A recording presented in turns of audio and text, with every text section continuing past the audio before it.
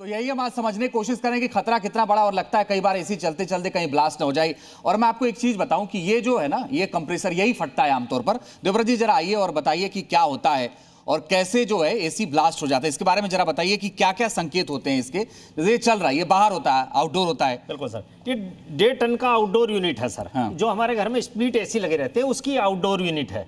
इसी में ब्लास्ट होता है क्योंकि टोटल मशीन ही इसमें होती है। उसमें एक कॉइल होगी और फैन होगा जो उसी कॉइल के थ्रू कूलिंग करता है। वो कॉइल ठंडी होती है, मेन मशीन इसी में होती है। अब इसमें आप देखेंगे ये एक इन्वर्टर एसी है सर, इसमें एक कार्ड लगा हुआ और इसके अंदर डीसी कंप्रेशर होता, बहुत छोटा होता, उसकी स्पीड बहुत हाई होती है।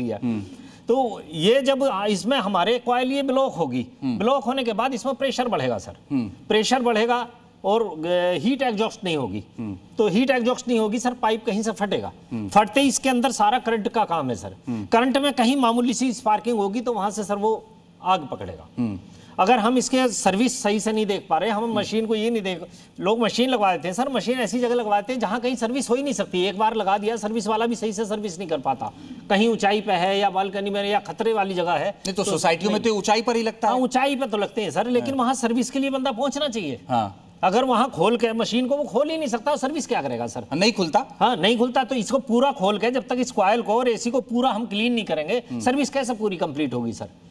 ये चोक होगा तो क्या होगा? हीट एग्जॉस्ट नहीं होगी। हीट एग्जॉस्ट नहीं होगी तो सर मिश्रा जी आप भी आ जाइए ना, क्योंकि आप लगातार एसी का काम करते हैं इसलिए आपको आइडिया है। क्या क्या संकेत होते हैं इसे कंप्रेसर में, अगर क्या क्या संकेत होते हैं जिससे हमें पता चल जाए कि एसी हमारा गड़बड़ है और ब्लास्ट हो सकता है? देखिए देवदत्त जी तो करंट जुड़े हुए हैं टेक्निकली। मैं पहले करता था, अब मैं खुद छोड़ चुका हूं। हम एसी बेचते हैं ज़्यादा।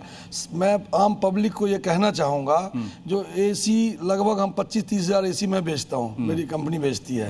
मैं पब्लिक को कहना पड़ूँ, इतना संभव नहीं है जो गैस का ध्यान रखना, कितने नंबर डाल रहा है मैकेनिक, नहीं डाल रहा है। हम जिनसे काम करा रहे हैं वो सही एजेंसी से या आपके जान पहचान के हैं कि नहीं, पहले आपके यहाँ आए हैं, टेक्नीशियन सही है कि नहीं, इतना जांचना जरूरी है।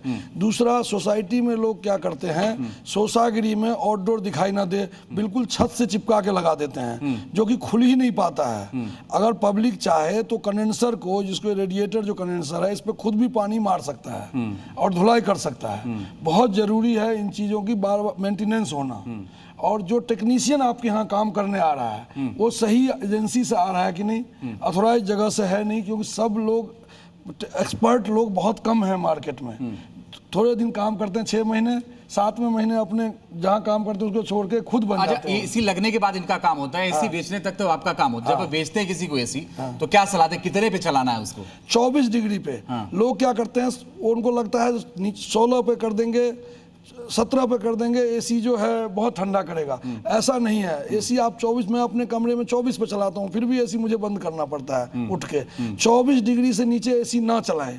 गवर्नमेंट ने भी नॉब्स बना दिया है जो ऑटोमेटिक 24 पे एसी पहुंच जाता है, लेकिन लोग उसको फिर भी 16 पे कर देते हैं। 16 पे अगर आप एसी को कर देते हैं तो जैसे आपके गाड़ी का ब्रेक फेल हो गया, ऐसे एसी एक तरह से डायरेक्ट हो चुका, वो चलता ही रहेगा और रुकेगा नहीं बीच में, चलता ही रहेगा। उससे भी ब्लास्ट का खतरा है, बहुत खतरा है उससे, बहुत ज्यादा खतरा है। और मेन क्या है, सबसे क्या, विंडो एसी में या स्प्लिट एसी हो, जिस जगह हम लगा रहे हैं एसी, वहां प्रॉपर उसका गर्म हवा एग्जॉस्ट हो रहा है कि नहीं, गर्म हवा निकलेगा कि नहीं, ये देखना बहुत जरूरी है। ये देखना कब, अच्छा जनरली 90% 95% एसी जो ब्लास्ट होते हैं वो री गैस वाले ही होते हैं। जो कंपनी गैस भर के भेजती है वो एसी ब्लास्ट नहीं होते हैं। क्यों ऐसा क्यों? क्योंकि भाई साहब हर नोएडा और दिल्ली एनसीआर में तो हर जो है साल गैस भराना पड़ता है। कंपनी के पास जो गैस भरने का सिस्टम है उसमें तकरीबन 5 से 6 लाख का मशीन है, ओन्स मशीन, जो कि गैस भरती है, वही मशीन वैक्यूम करती है, वही मशीन नाइट्रोजन से फ्लश करती है इसको।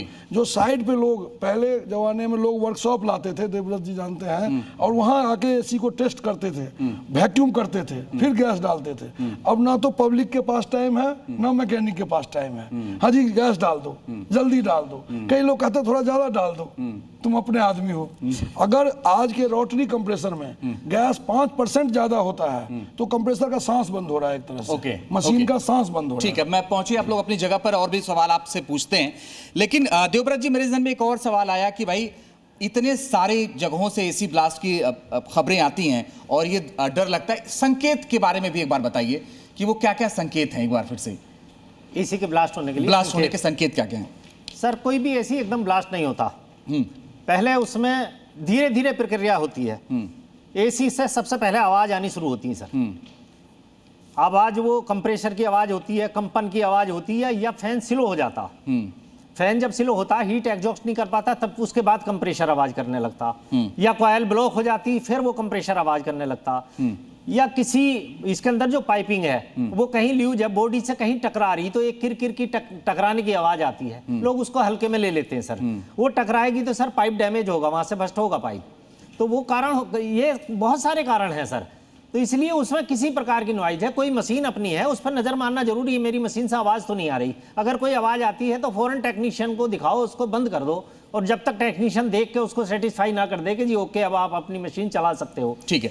दूसरा ये है कि 45 डिग्री टेम्परेचर है, 46 में आ रहा हूं मिश्रा जी, एक सेकेंड, 47 डिग्री 48 डिग्री, कितने घंटे हम एक एसी को चला सकते हैं 24 घंटे में से?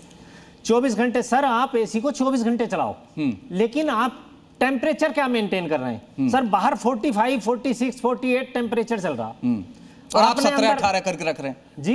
आप 17-18 करके अंदर आप 17-18, वो नॉन स्टॉप चलेगा सर। एसी आपके रूम के अंदर 30 मिनट के अंदर 20 से 30 मिनट के अंदर कट ऑफ हो जाना चाहिए। यानी कि आपने अगर 26 डिग्री टेम्परेचर सेट किया तो आपके रूम का 26 डिग्री आधे घंटे के अंदर आ जाना चाहिए टेम्परेचर। ओके, होगा क्या, आपने 26 डिग्री सेट किया, जैसे ही वो 25 आएगा कट ऑफ हो जाएगा सर। ओके, 27 आएगा ऑन हो जाएगा। इस तरह से आप 24 घंटे भी चलाएगा, कुछ नहीं फर्क पड़ेगा। कोई फर्क। आप लोग सवाल तैयार रखिएगा, आ रहा हूं आपके पास। मिश्रा जी कंप्लीट करिए। मैं एक चीज और कह रहा था बीच में, एक लक्षण ये भी होता है, जैसे आपका एसी कूलिंग कर रहा है, चलते चलते कूलिंग गायब हो गई, बिल्कुल कूलिंग बंद हो गई, फैन का हवा आ रहा है, फिर घंटे 2 घंटे बाद कूलिंग आ जाती है। तो आप ये मत समझो जो हाँ ये नॉर्मल चीज है, इसका मतलब आपका कंप्रेसर ट्रिप हुआ ओवरलोड की वजह से। अब ओवरलोड के कई कारण होते हैं, तो उस केस में आपको टेक्नीशियन को बुला के दिखाना चाहिए, नहीं जो हाँ एक आधे घंटे बाद फिर चल पड़ा, छोड़ो क्या करना है, आधे घंटे बाद फिर चल पड़ा, छोड़ो क्या करना, ये नहीं करना, लापरवाही नहीं करनी, लापरवाही नहीं करना है। ठीक है। दोबरा जी एक सवाल और मेरा, मैं लोगों के पास जा रहा हूं। मेरा एक सवाल लेकिन चलते चलते ये है कि जो इलेक्ट्रिसिटी बार बार आती जाती रहती है, गर्मी का मौसम है, कटती बहुत है, तो उससे भी कुछ नुकसान होता है, उससे भी ब्लास्ट का कोई खतरा रहता है? बार बार आने जाने से फर्क इसलिए नहीं पड़ता सर, आजकल जितने एसी है सारे रिमोट कंट्रोल हैं, डिजिटली कंट्रोल हैं, और उसमें टाइमर होता है 3 मिनट का। तो 3 मिनट का टाइमर इसलिए होता है सर, एक एसी जब गैस को कंप्रेस करता है कंडेंसर में आउटडोर यूनिट में, वो लाइट जाने के बाद उस प्रेशर को रिलीज होने में, नॉर्मल आने में 3 मिनट लगते हैं सर। ओके। और अचानक लाइट गई और आ गई तुरंत सेकंड से पहले, तो वो 3 मिनट का टाइम उसमें सेट है सर, चलेगा नहीं 3 मिनट तक कंप्रेसर। किसी का सवाल? हाँ पूछिए। हेलो सर, मेरा सवाल ये है कि मोस्टली हम ये बात भी सुनते हैं कि जो एसी जो ब्लास्ट होता है वो फॉल्टी वायर्स के कारण भी होता है, या फिर जो आपका एसी है उसके अंदर या फिर जो प्रोडक्ट्स यूज़ करे गए हैं वो अच्छी क्वालिटी के नहीं है तो भी हो जाता है। मोस्टली फॉल्टी वायर्स के कारण होता है एसी। तो क्या ऐसा होता है कि जो फॉल्टी वायर्स है उसके कारण ब्लास्ट होता है, या तो जो हम एसी खरीदते गए हमें पता नहीं होता कि वो वायरिंग कैसी करी गई है? सर आप तो बेचते हैं, बताइए फिर, अगर इनका सवाल आप समझ गए। देखिए बच्चे, ये कारण तो है, अगर क्वालिटी जो है सही नहीं लगी है, कहीं ना कहीं ब्लास्ट में उसका रोल है।